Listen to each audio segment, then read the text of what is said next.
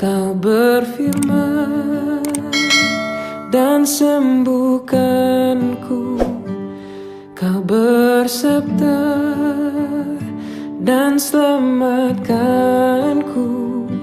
Tiada yang mustahil bagimu, Yesus, ku percaya padamu. Shalom, saudara kasih Tuhan. Pagi hari ini kita kembali mengucap syukur kepada Tuhan karena tanpa terasa kita sudah berada di akhir pekan pada hari Sabtu ini. Dan kita mengucap syukur karena dalam satu minggu ini Tuhan telah begitu baik menyertai saya, menyertai saudara, bahkan dalam segala hal Allah memberkati hidup kita semuanya. Nah, pagi hari ini, di akhir pekan ini saya mengajak kita untuk merenungkan firman Tuhan yang kurang lebih hampir sama dengan apa yang saya sampaikan pada hari kemarin.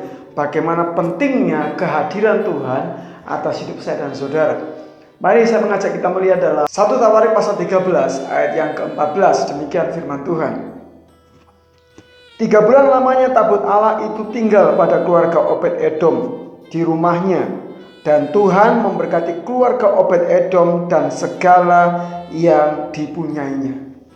Saudara kasih Tuhan, tabut Allah merupakan salah satu perkakas utama yang ada dalam kemah suci, di mana keberadaan tabut Allah sekaligus melambangkan tentang kehadiran Tuhan atas umatnya.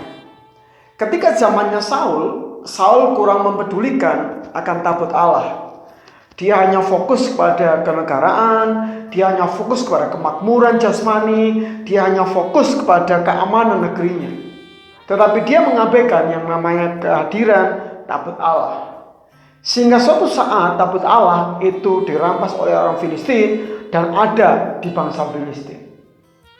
Tetapi berbeda ketika pemerintahnya Daud. Ketika Daud menjadi raja, maka Daud sesegera mungkin memindahkan tabut Allah dari Filistin ke Yerusalem.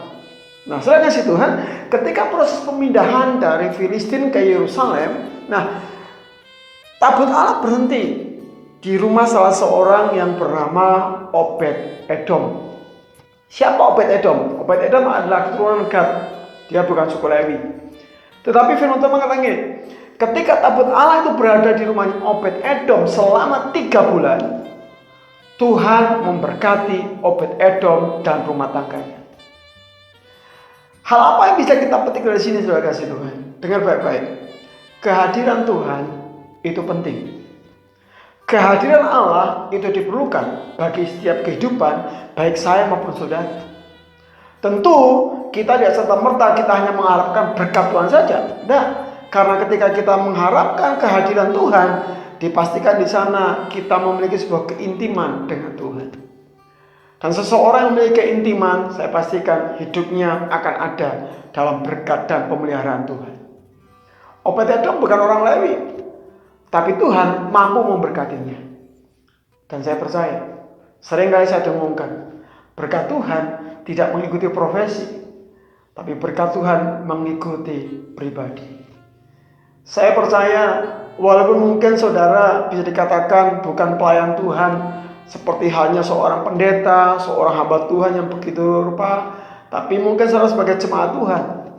Tapi kalau kepribadianmu menarik di hadapan Tuhan, saya percaya Tuhan berkenan hadir dalam rumah tanggamu. Dan ketika Tuhan hadir, Tuhan pasti memberkati saudara dan saya. Mari kita punya kerinduan yang sama seperti Daud, yang membawa tabut Allah untuk ada di Yerusalem. Tujuannya apa? Supaya Daud mengalami keintiman dengan kehadiran Tuhan. Supaya Daud mengalami keamanan yang Tuhan bisa buat dalam pemerintahan yang dia jalankan. Dan saya percaya di akhir pekan ini, saya terus memotivasi saudara. Awali setiap minggu, akhiri setiap minggu dengan engkau senantiasa menghadirkan Tuhan atas hidupmu, atas rumah tanggamu. Dan saya yakin percaya, apa yang kau lakukan akan membuahkan hal yang terbaik, baik dalam hidupmu maupun rumah tanggamu. Doa saya, ketika Tuhan hadir atas rumah tanggamu, di situ berkat Tuhan diadakan di sana. Ketika tabut Allah, kehadiran Allah ada atas usaha pekerjaanmu, di situ Tuhan juga memberkati usaha pekerjaanmu. Akhiri minggu ini dengan sebuah keyakinan bersama penyertaan Tuhan, saudara pasti ada dalam pemeliharaan Tuhan. Dan besok waktunya untuk kita beribadah di gereja kita masing-masing. Baik saudara melalui offline atau mungkin online, tetaplah cari Tuhan dengan sungguh-sungguh. Dan saya percaya disitulah berkat Tuhan ada buat saudara. Kita akan ketemu lagi pada hari Senin besok untuk terus saya belajar bersama dengan saudara merenungkan firman Tuhan. Salam sehat, tetap semangat. Tuhan Yesus memberkati saudara. Amin.